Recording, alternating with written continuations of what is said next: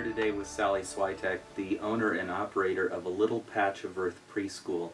My name is Greg Hoenes, and I'm the senior pastor of the Seventh-day Adventist Church here in Santa Clarita, the site of A Little Patch of Earth Preschool. Sally, tell me a little bit about your vision, how you came to think of doing a preschool, and what made you think of approaching our church about using these grounds. Just tell us your story a little bit. Well, thank you, and thanks for letting me be here. I have spent a lot of years working with youth, and in the process of the many years, I have seen an evolution of restlessness in children, and for a very long time, I kept trying to examine my own practice and how I can change my methodologies to try to engage children, to get them to express themselves in a much more calm way. And no matter how many times I tried to seem to change my teaching practice, it really came to me trying to understand the needs of children better. And so I wound up taking a couple of years off and starting to examine it from the roots, which is in early childhood education. I started out in early childhood education, and then unfortunately in an American culture, the industry of early childhood does not really compensate the professional very well. And so I wound up leaving early childhood for public school and upper grade education. And then when I started to really examine what was happening with children, it made me decide to go back to the foundation. And when I did that, over the course of 30 years, I realized that a lot had changed in the world of early childhood. And so I decided to kind of study all of the various genres of early childhood education.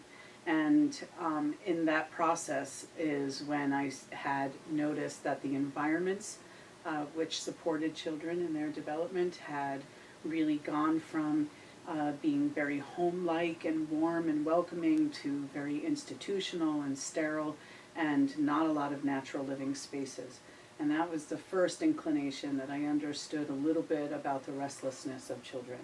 The second that I had noticed, the second thing was that there was a real shift in the way I felt that we respected children and that we weren't listening, that we were having a very desired outcome for children as adults, and as such we were directing everything that we wanted them to know instead of being in places where we were asking what they felt and how they felt and what they needed to know.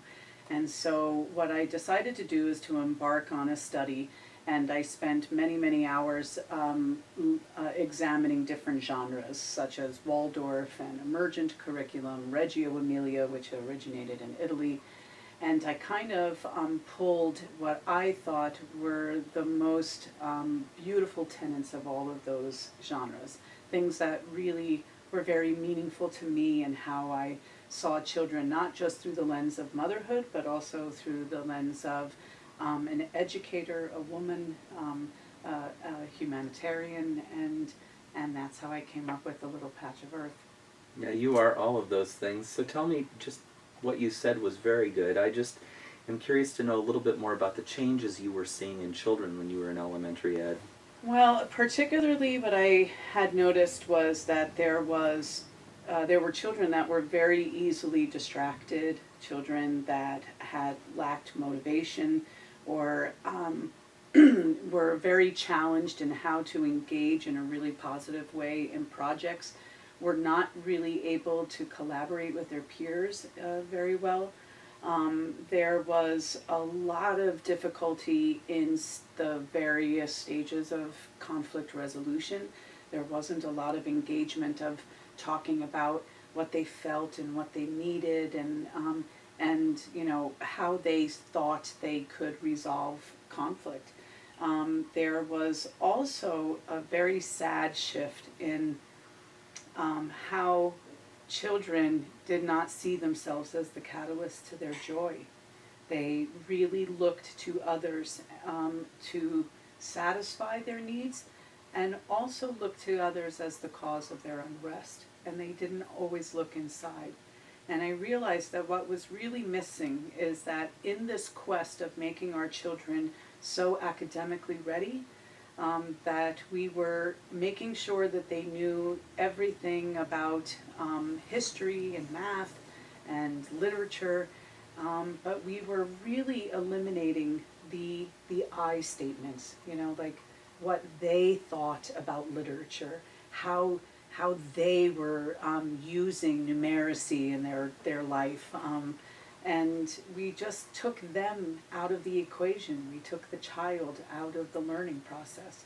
And so my children attended a preschool called A Family Affair. And it was a cooperative preschool because I really had always believed that the family was the best teacher, and I wanted to be a part of that process. I just didn't want to turn my children over to a system. And it had nothing to do with trust. It just had to do with this like very deep sense of obligation that I had to really being a partner of my child's experience. Well, the literature supports that the family should be the first teacher, the parents should be the first teacher. And that should never go away. Right. And that's very much a part of A Little Patch of Earth. And so I came to A Family Affair, and it happened to be here at the Seventh-day Adventist Church, and I did not live in this neighborhood, and I lived across town, and I saw this open, beautiful space, and I knew that this is really where I had wanted my children to be, and not just because I was able to partner with them, but that my children were really able to partner in nature, and that I just had taken for granted. That was a part of all children's lives. And then as my children grew and I went into formal education, I saw how few children were really connected to that. So a part of my sabbatical, a part of this leave that I had taken, I had read a book by Richard Louv called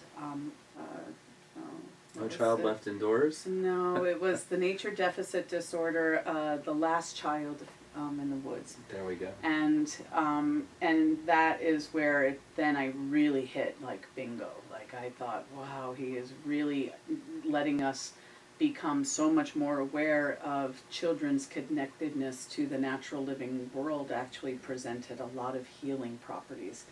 That those days where we used to play, and if you didn't get picked to be on the volleyball team during an intramural school sport and you felt that you were maybe rejected or a little isolated by your peers, children were able to go home and to go outside and play and get dirty and run around and throw rocks in the creek and, swing from a tree and, either choose to be in solitary play or choose just to be with one person who was the source of their comfort.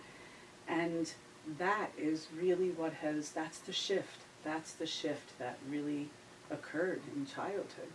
That for a variety of reasons that Richard Louv in his book, the details, children are no longer playing freely outdoors, and that they're not expending energy. They're not out there running around. They're in play that is very important, but it is scripted by someone else's desired outcomes, whether that's a dance teacher who's trying to teach, them a routine, or a soccer coach that's telling them that there's rules of competition, or whether they are sitting in front of a video game.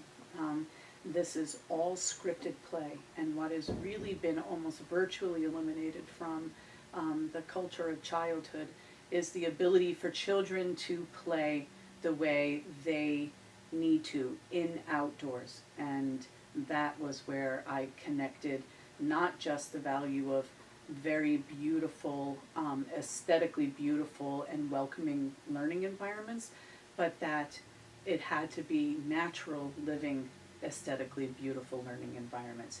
And when I realized that that was the missing element, I recalled the Seventh-day Adventist Church and how this space really lent that opportunity to my own children.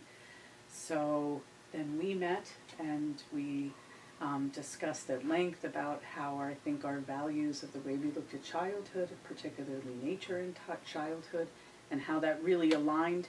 And That's how they say the rest is. Well, I grew up outdoors. I grew up in 20 acres out in the middle of nowhere, and our nearest neighbors were half a mile away by air. So it really was an outdoor classroom, if you will. And there is a strong emphasis in the history of our church on children playing freely until they reach much later ages than what we send kids to school at now. Much later, and letting them develop through play. So that's really, Yeah, and that's a really big part of our program is play, and we probably will not really go into discussing much of that, today. But the brain research is very clearly indicating that play is not just how children learn, it's how humans learn. And it is how we read social cues, it is how we learn how to commune with each other. And that the opposite of play is not really work. The opposite of play is depression. And when I started looking at the data, which was, I could see it in the classroom as a teacher. I didn't understand it clinically. And when I started to understand what was happening clinically, it was, very emotional for me. Children were dealing with depression and being treated pharmaceutically for depression and anxiety. it's because we had lost track of the fact that play is child's work. Yes, very much. And that because we were eliminating that, they didn't have a source, they didn't have an outlet, and they didn't have the natural healing properties that, like I said, were available to us.